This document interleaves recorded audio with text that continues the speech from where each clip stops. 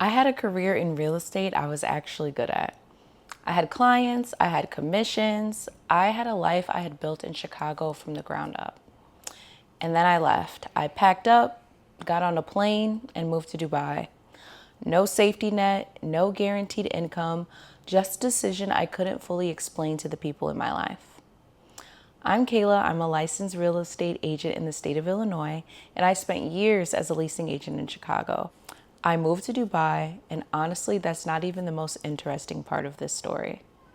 In this video, I'm gonna walk you through exactly what happened, what made me leave, what Dubai was actually like, what went wrong, and why I came back. And I'm going to tell you the one thing that surprised me the most, and it had nothing to do with the country. So before Dubai, everything was great on paper. I had a 9-to-5 job. I was making good money. I was closing deals with my clients. I was dedicated to my job. I was hardworking. I was doing all the things that we were supposed to do, right? So the real reason I wanted to leave was because I got let go from my job, like a lot of people did during this time. And I think once that hit, after the initial shock hit in, I was like, wow, there's literally nothing holding me back from moving abroad. It's something that I've always wanted to do. It's something that was always on my bucket list. And not to be biased, but I really do think Chicago is the best city in the US. So I was like, there's nowhere else that I could go that would compare. So I knew I wanted to feel something different. I knew I wanted to go somewhere else, try something new. And that was kind of the snowball, the push that God honestly gave me and was like, go for it. So how did Dubai come about? So honestly, I was looking at Mexico City, I was looking at Japan, and then Dubai came up in the picture. Now, I had been there before for vacation.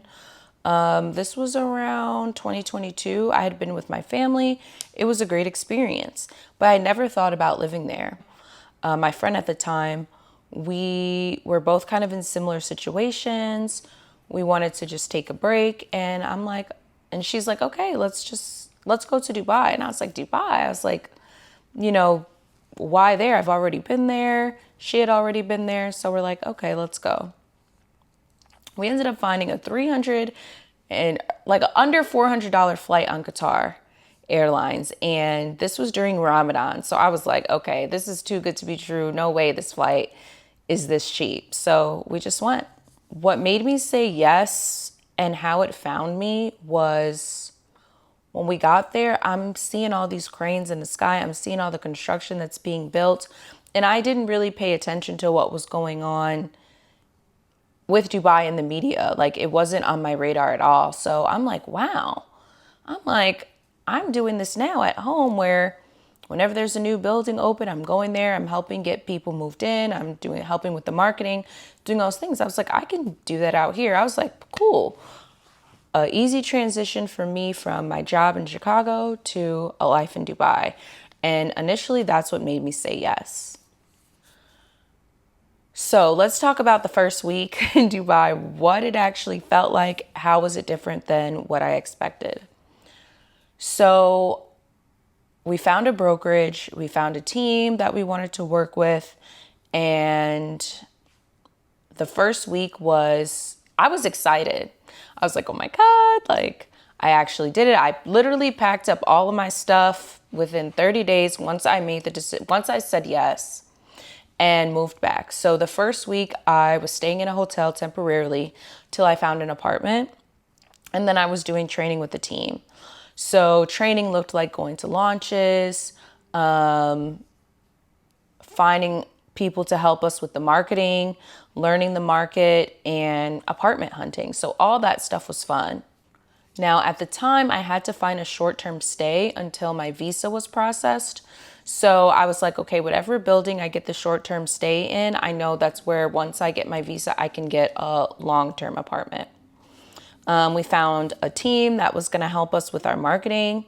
And then like I said, we found the brokerage and they were going to train us on everything we needed to know. So what I discovered once I was actually there is the patterns that I experienced was you need to close a deal before your visa is processed. You're using AI to do all the marketing.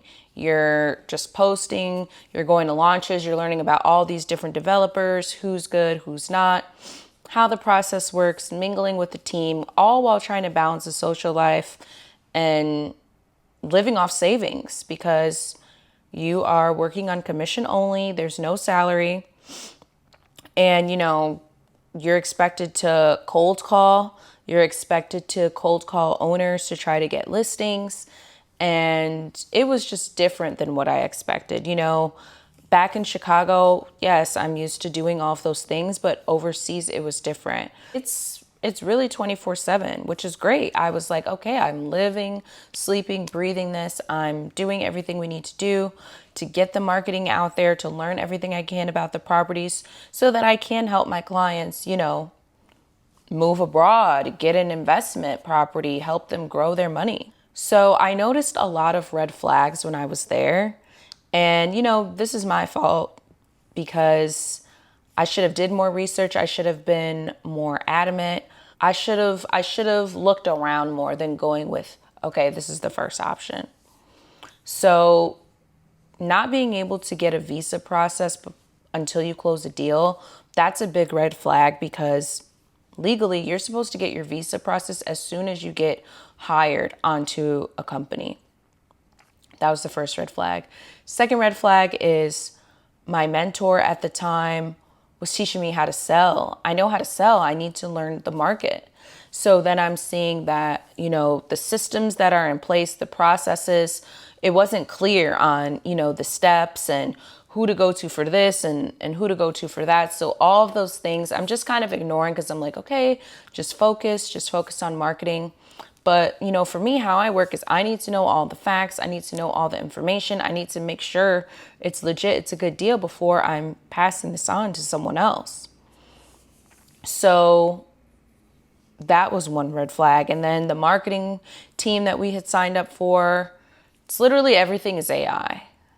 And I'm reading from scripts, which was great. I did enjoy that experience, but it didn't seem authentic to me. And it didn't seem like I really knew. I'm kind of just going with the motions. But again, like I said, I ignored them. That's my fault. I take full responsibility. So, there's a lot of drama that happened, which I'll talk about more in this series. But I was also there during the summer, which if you have not been to Dubai in May, June, July, August, it is extremely hot. Like literally like a sauna.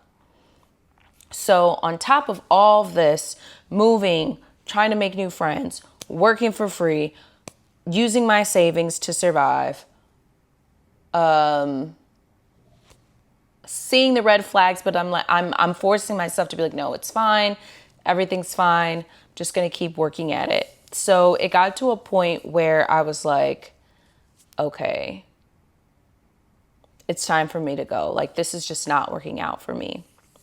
And I think that moment was, one, there's a 90-day visa, and every time I'm asking about my visa being processed, it was unclear. It was, oh, it's coming. Oh, you need to close a deal for us. Oh, don't worry about your visa. Oh, you have overstay. It's fine. Just pay. Like, don't worry about it. Oh, you don't need a visa because you're going to have to pay tax. And it just wasn't unclear. And then it got to the point where I had leads that I'm leading to close. But as the process comes, questions weren't being answered, processes weren't clear. So I'm just like, okay, this is not the right company. The people at the brokerage started being weird. Like it was just crazy, like personalities and just clashing. And I'm there bright-eyed, bushy-tailed, ready to learn, ready to sell. And it just wasn't what I was expecting. And, I had to take a break and see, okay, do I believe in this? do I want to promise people or even consult people on moving across the world if I haven't been successful at this place? I'm seeing a lot of weird stuff going on. And, I don't think it's the country per se. I think it's just the people there and everything not being clear on the process. And again, it's about money at the end of the day. And I think for me, it got to a point where I'm marketing and I'm getting people, but I'm not able to get my questions answered. My savings is depleted. And again, like I said, without getting the visa, it being dangled over my head, a lot of opportunities weren't in place for me. I couldn't get a full-time apartment. I'm having trouble getting my phone set up, all of those things. So I think at that point I was like, okay, I don't have the right mentor. I don't have the right people teaching me. I went to another brokerage, which I'll talk about that one. That one was a lot better. But I think at that point, it just wasn't working out. So at that point I was like, okay, I tried it. Let me go back. But I will say the best part was the people that I met and the people that I connected with. From marketing, from putting myself out there, I connected with so many Black women that moved to Dubai, that were from America, Amsterdam, all these different countries, and I built a relationship with them. These are people that I've met outside of Dubai, that I've built a connection with, visited them in their home countries. And that part was really exciting to me because I really do believe that those relationships of meeting like-minded individuals in another country, that now I have a friend in Amsterdam, now I have a friend in Lagos, now I have a friend, over here that I can go travel to and meet with. So what do I know now that I wish I would have known then? So the main thing is, if you want to go, definitely make sure you're going when it's time for you to have your visa appointment, because you need a visa to get an apartment, like I said, to get your phone, to do anything. Make sure that you interview the brokerage just as much as they're interviewing you. Make sure you find out where they're getting their leads from, what the commission percentages are, what developers they work with, how they handle marketing, how they handle on-site training.